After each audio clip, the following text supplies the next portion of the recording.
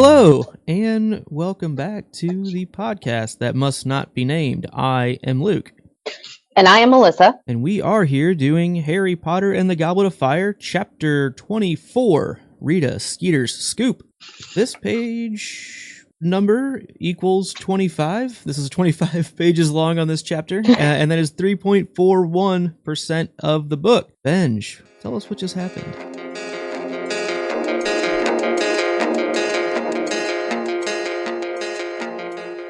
The morning after the ball, Harry informs Hermione of Hagrid being a half-giant, and she is unconcerned, as most of the hysteria around them is just unjust. During the rest of the Christmas break, it is tense between Ron and Hermione, but classes resume a few days later, and Hagrid is not in care of magical creatures lessons.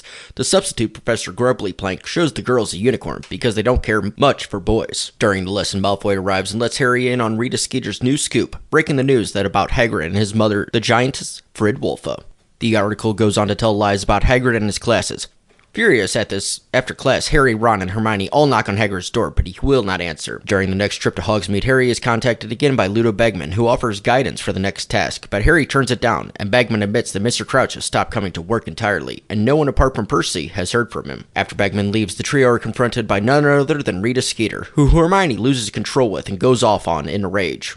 Harry and Ron are concerned that she needs to be careful or she will be the next on Rita's hit list. Fueled by anger again, the three race from the pub to Hagrid's to find Dumbledore consoling him and tell him that they don't care who his mother is and want him to return, which he tearfully agrees. He asks how Harry's coming along with the clue in the egg. Harry lies to him, but realizes as much as he doesn't want to, he's going to have to take Cedric's advice.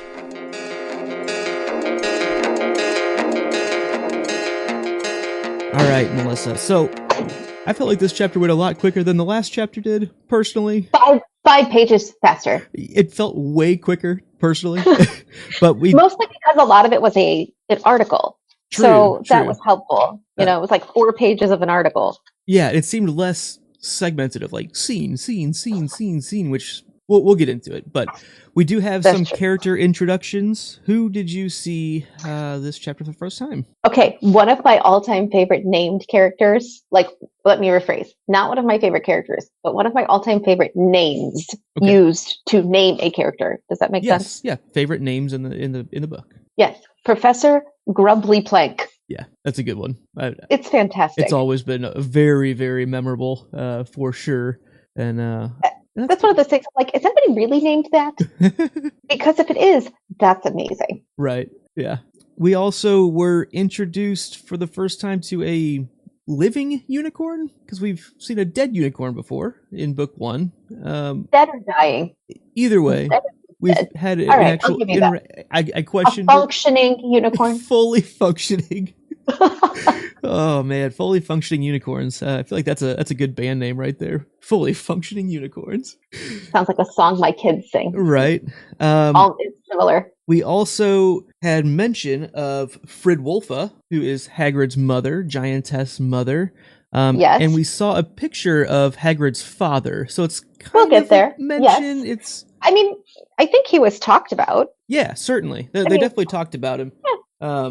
I think he's been mentioned before, because he talked about when he used to put him up on the shelf. But I was like, it's a picture of him. It's one step closer. And I don't know if we've ever called out the fact that Hagrid talked about his father. Maybe we didn't. We might not have. It was pretty recently, I guess. Oh, that was just last chapter, right? Sure. Because it was when he was talking to Madame Maxine in the... Right. Anyway, we also had another great named reference for the first time, Aberforth, Albus Dumbledore's brother, who I know we're going to unpack that reference here in a little bit. Very interesting lines of how Albus Dumbledore introduces us to the idea of his brother. Oh, yeah. Yeah. I didn't see any new real location introductions. I felt like we'd pretty much been everywhere before. We went to several places, but I think we'd been to all of them. Right. Agreed. So we do have a few magicabulary. We have Sleek Easy's hair potion, which I don't think this is really a spoiler because I don't know really when we're going to get into it. It might not be till after book 7 if we go into Pottermore stuff, but this is a product that was invented by Fleamont Potter, who is Harry's grandfather, and this is a big reason why Harry has a fortune to his name, if you didn't know. More of a fun fact than anything. But I feel like he should be able to get Hermione like some free samples then. I know, right? How does he not have... I mean, obviously the vault is pretty full. He should have like some information about, yeah, you're getting like royalties like all the time. Like, well, that takes me to like who's running the company? Is there like stockholders? Was James like in charge of that? Like, I don't know. I don't know. It's a good question. So I feel like this is conversations we can maybe hold for the unrestricted section, but I really want to get into the business of running the Sleekeazy's hair potion conglomerate. Yeah, we'll unpack that. I will be prepared for that. Awesome. What other Magicabulary did you see this chapter? So my least favorite thing, magical creatures. Sorry, Newt Scamander. Manticores and fire crabs, neither of which sound pleasant. So let's put them together, right? Put your hands together. Yeah, no. I'm good. Thanks. We also have the word gobbledygook. Which is goblin language. Yes. Although I feel like I grew up knowing that word. It's like... I think it's a repurpose of a well-known kind of gibberish-ish word. I don't know where that word originally came from, but I'm also not really going to look it up right now.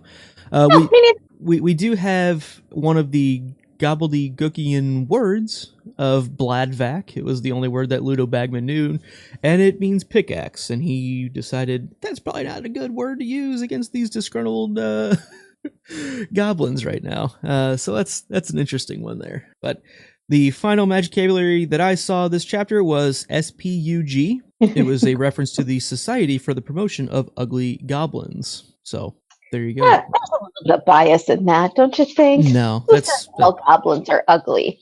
That's fair. That's fair. We do have an illustration to talk about, and you have it ready. Can you put it up to the camera? Because it's very small. I'm gonna try. How close am I getting? How's that look? That looks pretty good. Pretty good. I'm assuming that's Harry and Ludo Bagman? Is that? I am not going to agree with you at all. I'm going to say it's Hagrid and his dad on his shoulder. That's right. Yeah, that makes more sense. I couldn't see it all that well, but that makes a lot more sense. Yes. No, it's a picture of little boy Hagrid with like an older gentleman with a really wide brimmed hat sitting on his shoulder. Almost like a farmer cap, right? Yes, it's a really cute picture. I like it. Like, it's adorable and sweet and like reminiscent of a happier time. Yeah, it's a sweet little scene for sure that I think we'll also get to from Sly the Tank Benjamin in the YouTube chat. Which, if you didn't know, yes, we are live streaming our recordings for this show. Follow us on Twitter to make sure you get the notification for that, because guess what? We have been incredibly inconsistent, so you kind of have to just get us last minute of, hey, going on right now. So follow us on Twitter. Make sure you have those notifications turned on once you subscribe to us on YouTube, and you will be told right away, and you can jump in the chat. But from Sly the Tank Benjamin, who, yes, is Benji, who does our chapter summaries for us, the definition of gobbledygook: wordy and generally unintelligible jargon. So, yes, just kind of nonsense, gibberish vocabulary, which makes sense.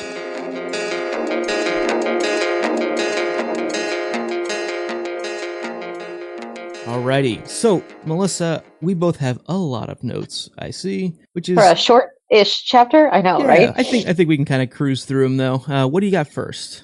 Well, so kind of the big looming feeling for Harry is the egg, right? Like, what you gonna do about the egg? And it was one sentence that really illuminated his whole worry without having to say a whole lot about it. The trouble was that February the 24th looked a lot closer from this side of Christmas. I can feel the anxiety just from that sentence, that it doesn't matter on December 24th, it felt really far away. But on December 26th, when there's no other buffer, important date between you and that date, okay, here it comes. Yeah, and I understand that feeling very well of, okay, we hit this milestone. Guess what the only other milestone coming up is? The one that I have been actively avoiding and dreading, like actively not thinking about it because, I have so much time. It's like, we have so much time.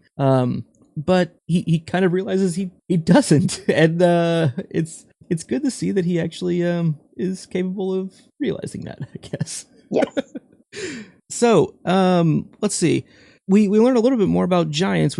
Hermione calls out that, well, I'm not really surprised, but I always thought he must be. I knew he couldn't be a pure giant because they're about 20 feet tall. But honestly, all this hysteria about giants, they can't all be horrible. It's the same sort of prejudice that people have towards werewolves. It's just bigotry, isn't it?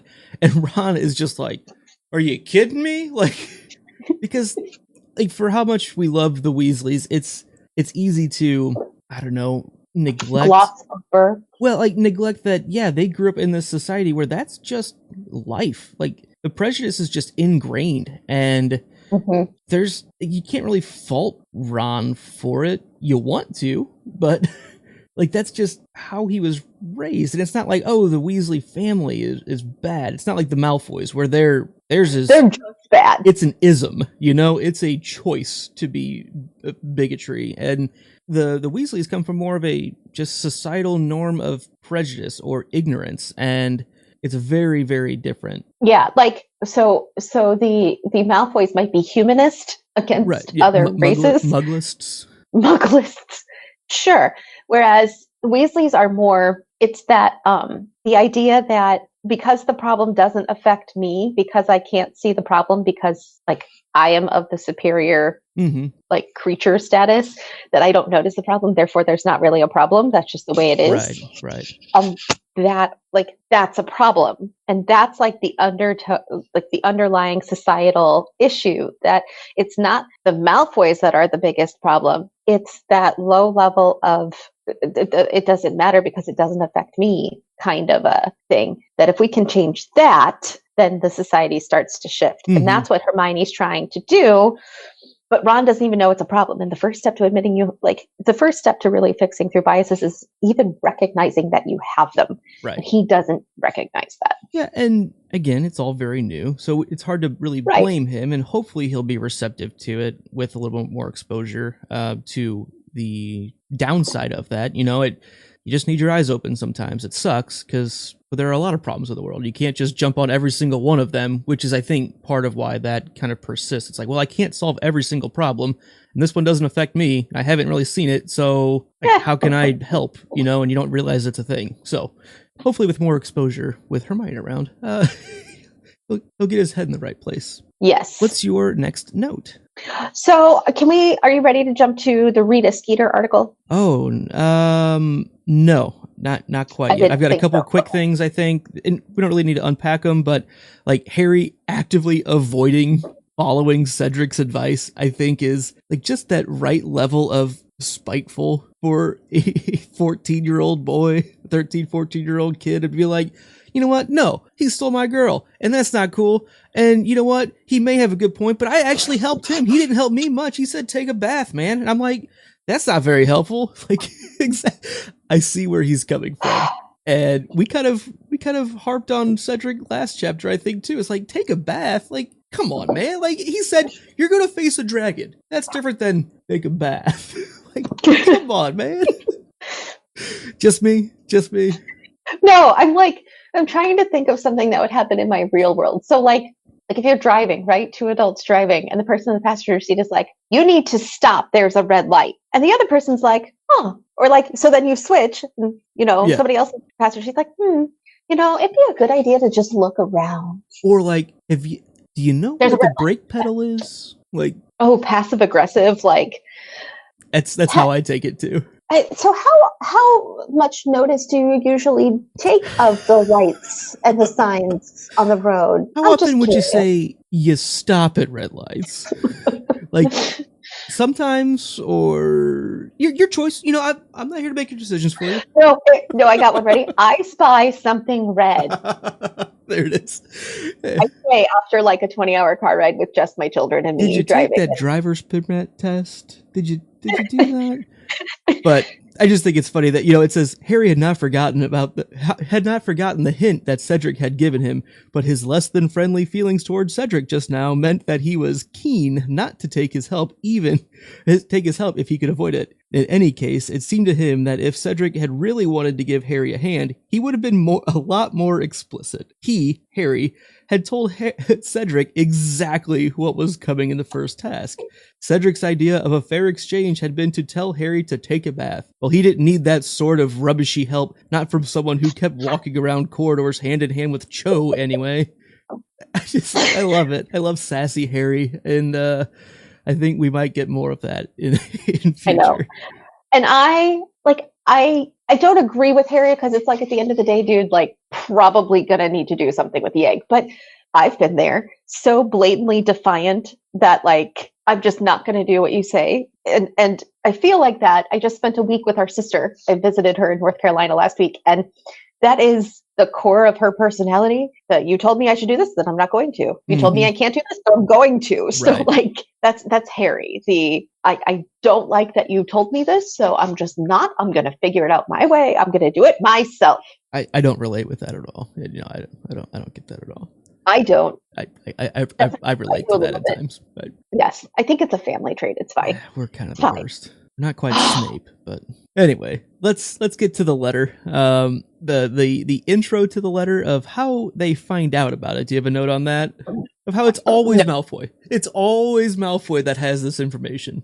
Like, somebody else get involved here. Well, so is it because Malfoy always knows, or because he's just a really convenient method of information giving?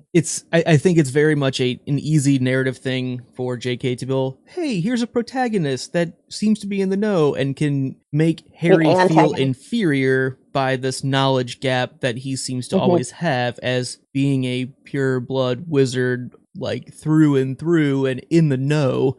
And yeah, and also it plays into the Malfoy. Why are you so obsessed with Harry? Like, what? You just have to, like, you cannot not say something? Like, is that not possible? It leads me to believe that some of the fanfic people might be right. Yeah. At least right. on the Draco side of, being obsessed with Harry. Mm-hmm. I think there are some valid points there. So let's get into the letter itself. And I'll let you take it away. Yeah. So Ron and Harry have very different reactions to the letter. Neither one are good. And it's not like they're saying, oh, I'm fine with it. I guess we should say the article, right? The news article. Yes. Sorry. Whatever I said. It's early. There's not enough coffee. So Ron really focuses on, how did Rita know? That's his, like, defensive mechanism. Like, how did she find out? Harry's focuses on, how did Malfoy get involved? How was Malfoy part of the interview? Mm-hmm. Why did Malfoy lie? All those kinds of things. So both of them are hitting on very true concerns. It's just the concern that stood out to them the most. And I like that. I can appreciate, because there are multiple concerns going on here. Yeah. So I'm glad that we got good teamwork, that they both have their own perspectives. Yes. Well, and let's be honest. Let's worry about all the different parts. That's good. You worry about this part. You worry about this part. I just was trying to figure out which one of those responses I would have. Like, when I worry about the overall idea of, because I feel like Ron had a better big picture view. Broader image. Yes. Of like, how does she know any of it? Versus Harry, who, again, if Malfoy is obsessed with Harry, Harry's obsessed with finding fault in Malfoy. Maybe not just attacking him with it, but defensive, like, return. It's always Malfoy's first, right? Or would I worry that my arch enemy, if you will, had a piece of involvement in this? Mm-hmm. I don't know. What do you think? Which one would stand out to you more? Well, I think it very much plays into their own reactions to finding out that Hagrid was part giant, right? Ron right away was like, wow, that's a huge, like, what the heck kind of thing. Like, even, like, again, the societal broad picture, he's like, oh no, that's bad. That's bad stuff. Like, that's bad news bears. And Harry's just like, okay, like, what's, like, that's not a big deal. Like, let's think about the people involved and not the overall huge thing, because like, one, it doesn't matter to me. Like, I don't care. And so I think it makes a lot of sense to where each one of them is coming from on their perspectives. That's what Ron's concerned about, and Harry's more concerned about, okay, well, even if this is a thing, like, why are you getting involved, Malfoy? Like, what do you have to gain here? And I don't know where I would fall on it. I'd probably be more on the Harry side, because similar to what we're going to get into later, it's not that big of a deal, likely. And it's more just like defamation, and Rita Skeeter's awful. See, and I would probably fall on the Ron side, which is fine. but I would be a Ron. Yeah, you would be. And that's fine with me. I like him most of and the that's time. Okay. When he's not being the worst. Really quick, in this scene where Malfoy is like reporting, I have a noise alert. Oh, yes. None, not words, but Crabbe. And not audible. Just alert. Crabbe makes a noise. In fact, it's a defined noise. He sniggers. Just pointing out, there were audible sounds coming from Crabbe, which meant he understood part of the conversation enough to laugh at it. There was enough comprehension for him to chuckle, at least. Good job, Crabbe. Nice, so proud. Nice job. Also in this article, Hagrid being called out for creating the Skrewts, which I think we kind of speculated at, of like they're here of questionable means, and maybe in the unrestricted section coming up, we'll unpack Newt Scamander and his ideals on creating new breeds and why Hagrid and Newt might not really get along as well as people think they do. We'll open that up after chapter 25. Make sure to join our Imaginary Legion Patreon account so you can get immediate access to that unrestricted section. Absolutely. We should have another special, awesome, fun guest with us as well. So more on that later. Anything else on the article itself? Just that Rita Skeeter is the worst. Yeah, she's up there. She's pretty terrible. You know who's not really the worst? Grubbly Plank. Pretty decent class overall. I mean, even especially for a sub. Right. I mean, walk it in. Yes, maybe it was a little gender bias, but we'll get into that. I think there may be a question coming up on that. But overall, it seemed like a pretty solid class. Class engagement, at least for 50% of the class, was up. And even Hermione was like, man, it was kind of nice to have a real teacher for once. I don't think she's very wrong. It's different when Parvati says it, because she's just annoying.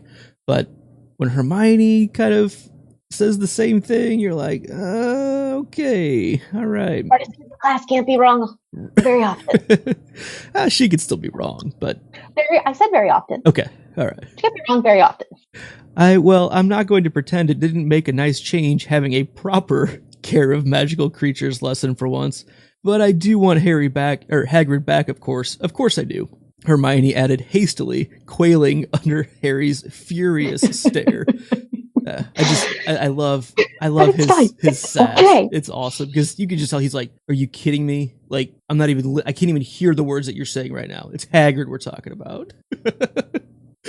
Yeah. So, anything else on the lesson, or you ready to go to Hogsmeade?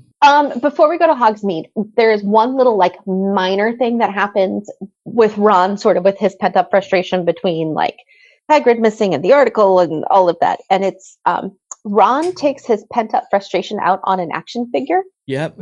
I believe this is where we find like the piece of an arm or whatever of for sure. Of the Victor Crumb thing, which first of all I find funny and is very similar to Harry's. I'm not going to put the egg in. I'm not going to take a bath with the egg spiteful because yeah, it's kind of a similar like feeling of like I don't know how to emotion. I don't know how to emote. I don't emote. I don't know how to feel properly, so this is how I'm going to do the feelings, and that's how I'm going to take care of the feelings. Oh, it's a combat Carl. Oh. That's the feeling I get. Ron's pulling a bit of a Sid. And that's the second time this reference has come up for me this week. Oh, really? Yes. Long story. Tell you later. Okay. But here's my question about that. The action figure can walk and talk. Yeah. Can it feel the pain of being destroyed? Can any of us feel the pain of being destroyed, Melissa? That's well, deep. Yes, because we're human and have nerves. So I'm asking about an action figure. A magical action figure. I don't know. That opens up the question of like portraits. Like when there were slashed portraits, when Sirius Black was trying to get in through the Fat Lady's portrait. Like was she legitimately in danger with that? Which changes their perspective on Sirius a bit, right? Again, maybe that's something we try to unpack, magical theorize on a bit in the unrestricted section, but I don't really know if we know. I think it's just a bigger topic than we can get into in a single chapter kind of thing. I agree. I just want to throw that out there. Yeah, so if you didn't, make a note of that in our unrestricted notebook, and we'll revisit it, because I think it's a really interesting topic, for sure. Yeah. Let's go to Hogsmeade. Let's go to Hogsmeade. Oh, see, I was singing the How I Met Your Mother, Robin Sparkles. Let's go to the mall. Might have a lot. Sherbatsky. What a Sherbatsky. So Canadian. So let's go to Hogsmeade, and they go into, I guess, the Three Broomsticks, right? And I believe so. And we see some interesting shadowy crowd with Mr. Bagman, right? Ludo Bagman has a couple disgruntled goblins with him, and I don't know, what are your thoughts here? I don't know. I more have thoughts about when Bagman's talking to Harry a little bit after that.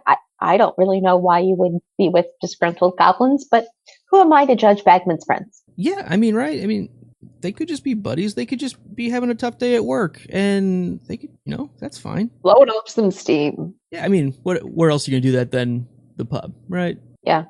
Could it be like, oh man, I just lost my train of thought. Oh, it could be a goblin bachelor party, and that's just their face. Yeah. So the way it describes it says, doesn't he ever go into the office? Hermione whispered suddenly. Look, she pointed into the mirror behind the bar, and Harry saw Ludo Bagman reflected there, sitting in a shadowy corner with a bunch of goblins. Could definitely be a goblin bachelor party. I'm still in on that. Bagman was talking very fast in a low voice to the goblins, all of whom had their arms crossed and were looking rather menacing. They're goblins. Like, don't face judge them. Don't face shame them. And just because they have their arms crossed and look that way doesn't mean that it translates to the human emotion that a human would have if doing those same gestures. Yeah, that's goblinist. It's like how in Disney World, the cast members don't point with one finger. They always point with two if they're pointing somewhere, because in certain societies, pointing with one finger is very insulting. Don't judge. Yeah, don't face shame them. Don't arm cross shame them. And the other thing, like, is it weird to you at all that Ludo Bagman would even be in Hogsmeade? Like, that doesn't seem that odd to me. The way it's described is like it's one of like the only mostly or all wizarding communities. Like, it seems like that'd be kind of a pretty consistent hangout to go to. If you can, it's the weekend. If you can apparate, like, why not? Seems like a solid pub, good crowd. I mean, that doesn't seem weird to me at all. Yeah, I'm totally fine with it. It's the weekend. So Hermione, doesn't he ever go into the office? Get off your high horse. Come on. It's Saturday. It's Saturday, and maybe he lives there. And can't they apparate? So even if he worked at the ministry, he could live in Hogsmeade. He could live anywhere. Potentially. There could be limitations on the distance of magical travel, but it still doesn't seem all that far. There could, but you're telling me that it's possible you couldn't have a weekend home there or something? Man. Come on. I think it's fine. I feel like we're being the right level of semantic about this. I feel good about this. I'm glad you're feeling anything. Okay. For once. Usually you're dead inside, so good job. I want to talk about Bagman talking to Harry. Okay, yes. Bagman seems totally fine telling Harry all sorts of details about the ministry, right? Mm-hmm. Should we be divulging that much information? Yes, because Harry is the story character. He's our perspective, so of course he should. I mean, for us, yes, but let's talk about the reasonableness of opening up ministry secrets to the random 14. I mean, no, it's not really a random 14-year-old, but the 14-year-old sitting next to me. Questionable judgment, that Bagman guy. Not for the first time. He may have had a few drinks. He could be, loose lips sinking a couple ships here. Who knows? True. So I also like in that conversation where Ludo starts kind of offering more help. He's like, hey, I've taken a liking to you. I liked the way you handled the Horntail. Like, wow, really impressive, because he's showing Quidditch chops, which, yeah, I mean, I can understand why Ludo be a bit of a fan here. And yeah, we all want to see a Hogwarts victory. So Harry's response, are you offering Cedric help? And he's like, no, not at all. And I love that Harry is like so subtly calling him out about like accusing him of cheating without really saying anything. It reads this way. It says, we're supposed to work the clues out alone, aren't we? He said, careful to keep his voice casual and not sound as though he were accusing the head of the Department of Magical Games and Sports of breaking the rules. Well, yes, said Bagman impatiently, but Come on, Harry. We all want to see a Hogwarts victory, don't we? And then he gets into, did you offer Cedric help? It's just really nicely done by Harry. I think it kind of... I mean, Harry's trying really hard to not accuse him of being Pete Rose. That's all I'm saying. And I like that this kind of falls into like Harry's sitting back and saying nothing kind of mentality of like, I'm not going to say anything outright, but if you want to hang yourself with this rope, like, here it is. Like I'm not influencing this conversation. I'll hang out and see where you're going with it. Mm-hmm. It's very Tywin Lannister-esque. Sit back and let everyone else say the wrong things. Say nothing and drink to forget, right? Very nice fail. If you see something, say nothing and drink to forget. But speak loudly so the secret police can hear you on the recording device. And there is no dog park. Don't go into the dog park. Okay. So Mr. Crouch keeps missing work. I feel like that's fishy. We find that out from Bagman too, that he's just not even coming to work anymore. Mm-hmm. It says he's sick, right? Is that what it says? Oh man. Well, we knew that from before at the Yule Ball. Yes, and it says, I have no idea where he is. He sort of stopped coming to work. Been absent for a couple of weeks now. Young Percy, his assistant, says he's ill. Apparently, he's just been sending instructions in by Owl. Maybe Percy's poisoning him. There. Okay, I believe it. That's what Ron says later on. Probably thinks if Crouch snuffs it, he'll be made head of the department. And Hermione gave Ron a don't even joke about things like that look. Anyway. Yeah, I believe I make that look a lot. Okay. Yeah, you do. I anytime I think of Hermione doing something, I'm like, I can picture Melissa doing that. That's about right. Yeah, that makes sense. Somebody has to be the Hermione around here. Okay. Speaking of Hermione, do you have anything else in Hogsmeade, or this is when they're on their way back? I guess the Rita showdown. Yes.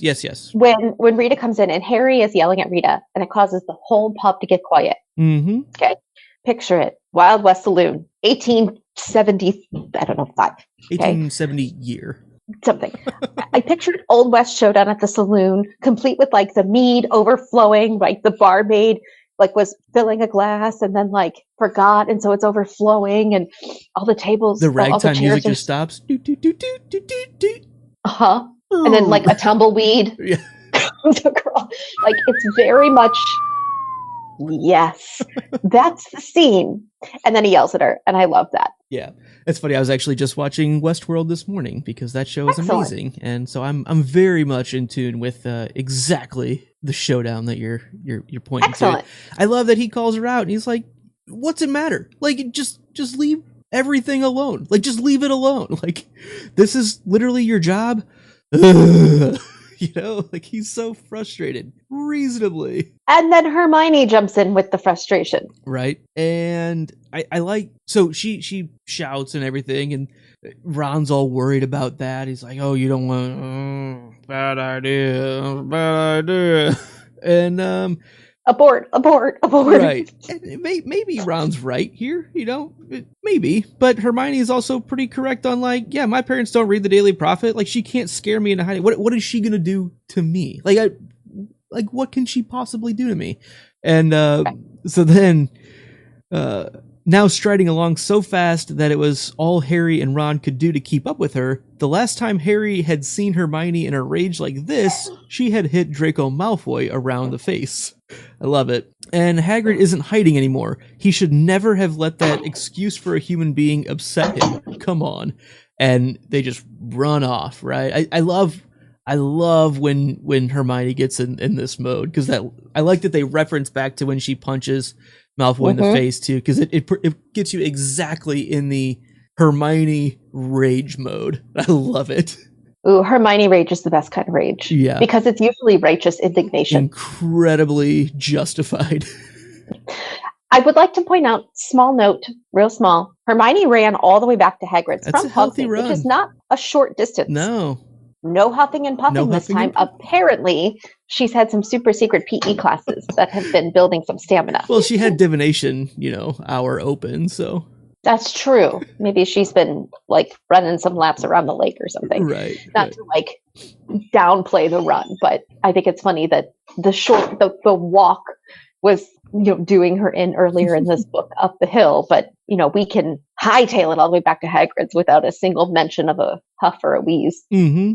I do really love the interaction when they get to Hagrid's hut and Hermione's yelling and knocking on the door and slamming their fists, because they went over there earlier and he didn't answer, right? Fang just barked, which we kind of skipped over, but that's okay. And it's funny because she's like yelling at Hagrid, like, stop being such an idiot kind of thing, and like, get over it. And who answers the door but Albus Dumbledore? Like, it's like, it's very like a Scooby, like the brakes go on and their feet slide and there's a little smoke coming out the back, and, acting sound effects in the background. Right. And I love that Dumbledore's just kind of cool about it. He's like, you know what? If you're holding out for universal popularity, I'm afraid you'll be in this cabin for a very long time. Not a week has passed since I became headmaster of this school when I haven't had at least one owl complaining. I mean, come on, the owls are complaining? No. Had at least one owl complaining about the way I run it. But what should I do? Barricade myself in my study and refuse to talk to anybody? It's just a good point, like, you're not going to be able to please everybody. And if there are enough people, which it sounds like he was getting mail the other way too, of like, if you leave, like, that's not good. Like, that's not a good thing. And it's very much like when you get put in a spotlight of negativity and you're not used to it, that's the only thing that you can point to and look at. Like, it needs to be like a magnitude of positive influence coming in to outweigh that little bit of negative influence as well. And this is just kind of new for Hagrid. And I can understand where he's coming from, but I think it's also really good that this hero trio and Dumbledore have kind of solidified. Yeah, no, like, it's fine. Like, it's okay. Yeah. All right, Luke, I think we have one more note, and one it's yours. more note. One last note. All right, go ahead. So Hagrid kind of pulls, he gives a little bit of information about his parents and all of this as well. And then, in tears, basically, Hagrid kind of says, like, I really want you to go out there and win, because me and you, we're the same in a lot of things, didn't grow up with our parents, and, all this ridicule and everything that we've both kind of lived with, and Harry lies to him about having, like, spent time on the egg. And I like that it breaks it down of, lying to Hagrid wasn't quite the same, wasn't quite like lying to anyone else. Harry went back to the castle later that afternoon, with Ron and Hermione unable to banish the image of the happy expression on Hagrid's whiskery face as he had imagined Harry winning the tournament. That's just a really nice way of showing how much Hagrid means to Harry, because he is kind of a father-uncle figure, and he's always been so well-intentioned and positive, kind of role model for Harry, that I think only Hagrid could do it this way. And I don't think he's intentionally trying to manipulate Harry into doing anything, but it means more when it's Hagrid who believes in him. He can't let Hagrid's belief in him waver. And I think if Hagrid had been trying to manipulate Harry, it wouldn't have worked. But it's the fact that Hagrid comes from such a place of earnestness that it has to be like, it becomes that emotionally resounding, I guess, is what I'm looking for. Yeah, I think so. And it's just nice that even Harry realizes it here. We give Harry a hard time about being dense at times, but I think when it comes down to, like, personal relationships, he's usually really, really strong on that. And I like when they kind of pointed out that this is one thing that Harry's pretty much always good at. He makes mistakes, but we also see all of his thoughts. I mean, not all of them, but we get way more exposure to him, so we see the good and the bad. But his good certainly seem to outweigh the bad in relationship stuff. So yes.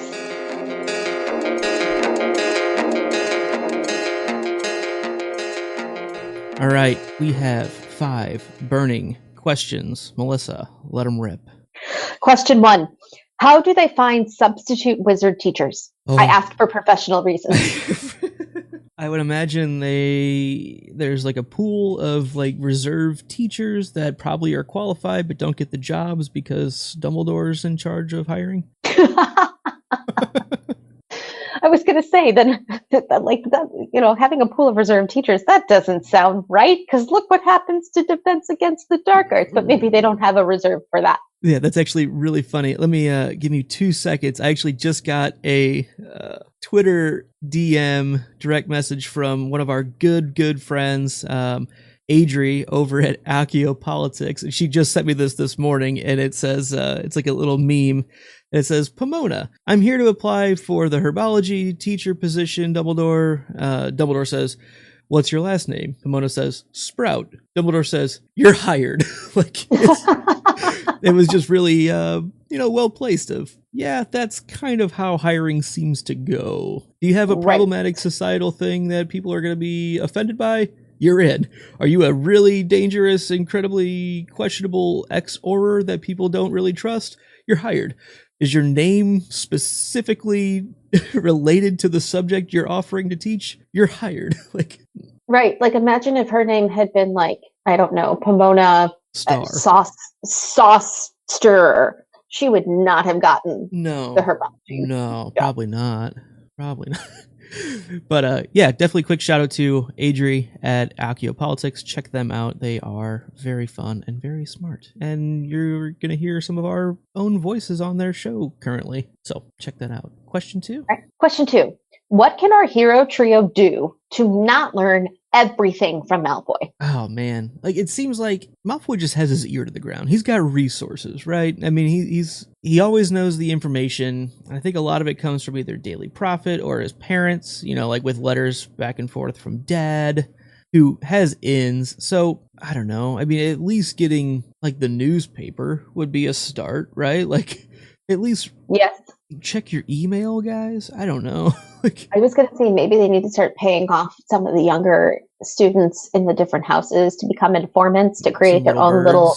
I was just going to say that. Yes, their own network of little birds to keep an eye out on things. Yeah, had a very Varys-esque feel to that as well. So yeah. I think that's completely reasonable. Yeah. Right. Question 3: why do unicorns prefer females? I think probably, and I think this actually came up one time before, maybe not, maybe this is the first time this came up, but it's not super uncommon that quote unquote the gentler sex has a more feminine touch that seem to play well with skittish animals or things, and I think it's kind of a bad trope to bring in here.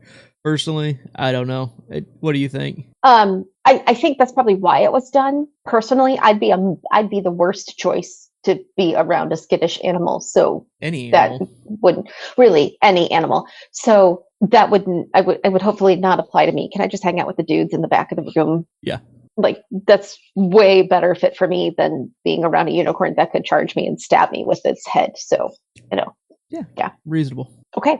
Question 4. Are we surprised that Bagman hasn't offered to help Cedric? I'm a little surprised, I guess, like, especially because one of the things he says here is, well, I mean, not truthfully, but like when he says we all want a Hogwarts victory, like maybe it's just it all comes back to Harry being way younger and didn't ask for this, and Cedric signed up for it. He literally put his name in. He gave consent. So like with that, it's kind of like you're consenting not to have help from people as well. Like, since Harry is thrust into it, he doesn't have a choice, and that's not really fair to him. So in that regard, I can kind of see where Ludo's coming from. What do you think? I actually think it's the opposite. I'm not surprised Bagman hasn't offered to help Cedric. I'm surprised he's offering to help Harry. Like, if it were me in that job, I wouldn't help anybody. So I think it's more of course he hasn't helped Cedric.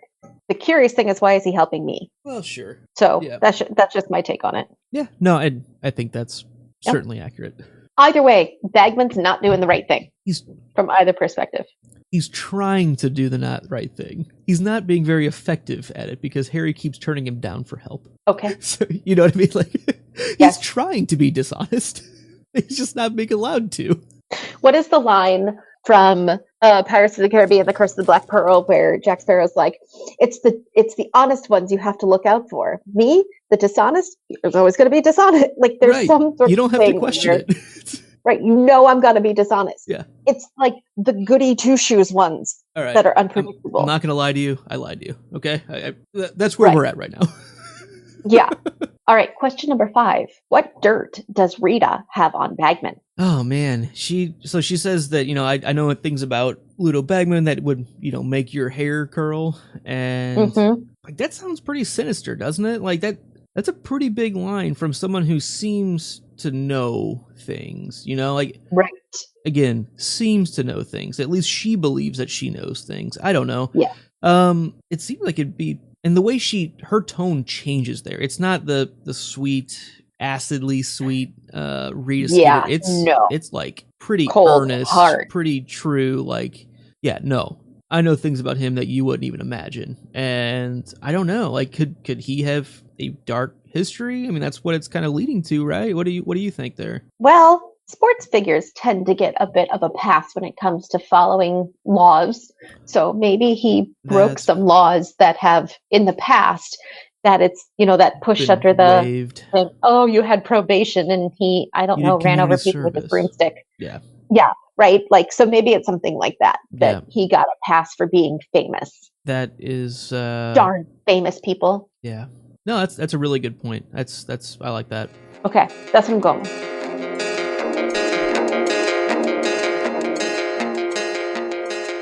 All right, Melissa, this has been a pretty fun chapter, but we are going to talk about what the most fun or favorite things we had this chapter were. So what was your favorite line? My own brother, Aberforth, was prosecuted for practicing inappropriate charms on a goat. It was all over the papers, but did Aberforth hide? No, he did not. He held his head high and went about his business as usual. Of course, I'm not entirely sure he can read, so that may not have been bravery. Nice sibling burn. Yeah, is it necessary? Probably not. No. Is it required? Yes. Absolutely.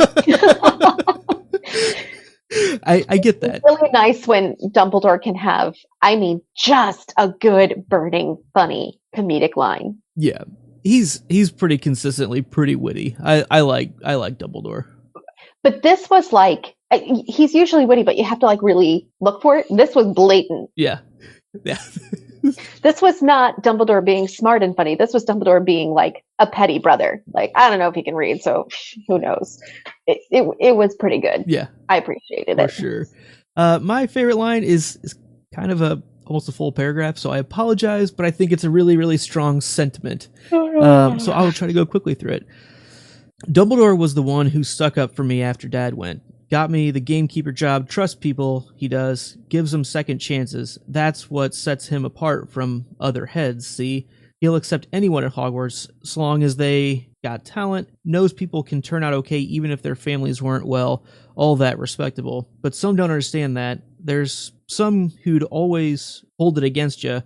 There's some who'd even pretend they just had big bones rather than stand up and say, I am what I am, and I'm not ashamed. Never be ashamed, my old dad used to say. There's some who'll hold it against you, but they're not worth bothering with.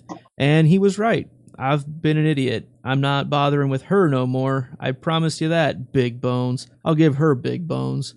So it's a really, really strong sentiment from Hagrid of kind of him getting out of his funk, and it's a good sentiment of, yeah, like, guess what? I believe in meritocracy. I think if you can show that you can do the work, you're very welcome to do it. Whatever that is, and don't hold, preconceived notions or assumptions or prejudices over people who are proving that they don't fall into they shouldn't have to prove that. I'm not saying that at all.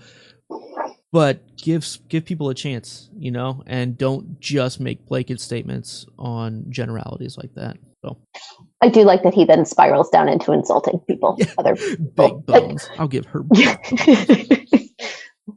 So in this chapter, who are you going to crown the chapter MVP? Ooh, there were some really good people in here. Good people in here. They were really good people. Peopled well. Strong peopling, a good people chapter. It's a good peopling chapter, but I have to go with Hermione. Pretty reasonable. Yeah, for standing up to Rita, for storming the castle of Hagrid's hut, just in general being have fun storming determined. The castle. That's right. My honorable mention is going to go to Dumbledore for kind of a similar thing of the way he approaches Hagrid here. And he kind of lets the kids do their talking, and seems like that's what Dumbledore's been telling him as well, in their private conversation. And great man, Dumbledore. Great man. I'm a fan. He's almost always got just really strong intentions that we've seen, and I like him. He's a good guy. And Jude Law is a pretty good young Dumbledore. I'll say that as well. Truth.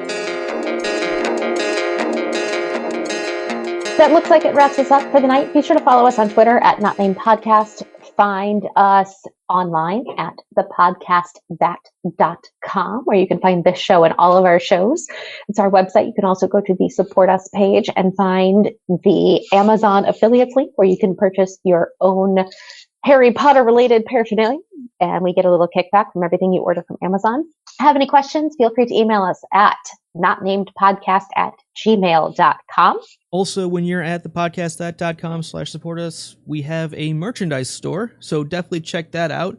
I'm working on creating more shirts for Must Not Be Named, so if you have any fan ideas, please send them in. Send us a digital owl, like Melissa was saying, and we'll get some stuff drawn up and put it out there in the store. Subscribe to our show on iTunes and on YouTube, where we are live streaming our recordings now as well. So hit that notification bell so you don't miss when we go live, like these beautiful people in the chat today. Thank you for joining us. Listen to this Not Named podcast on Radio Public. It's free, easy to use, and helps listeners like you find and support shows like ours. When you listen to our show or any of the shows at thepodcastthat.com on Radio Public's Android or iOS app, everyone benefits. Also, check out thepodcastthat.com or patreon.com/stayimaginary to get those unrestricted section episodes with special guests this book and a lot of other fun stuff. So check that out. Again, patreon.com/stayimaginary. One benefit for joining our Patreon account, you don't just get access to the Must Not Be Named extras. You get access to every show from the Podcast That family of podcasts. That includes this one, the podcast that drinks and knows things, the podcast that floats down here, and a variety of things from our upcoming shows. So joining our Patreon is not just for us, it is for all of the Podcast That shows that we offer. To our Slack channel, so you can hang out with us like all the time. It's constant. It's a lot, but it's okay. It's good people. Join us next week when we discuss chapter number 25. The Eye and the Egg. Stay imaginary. Thanks.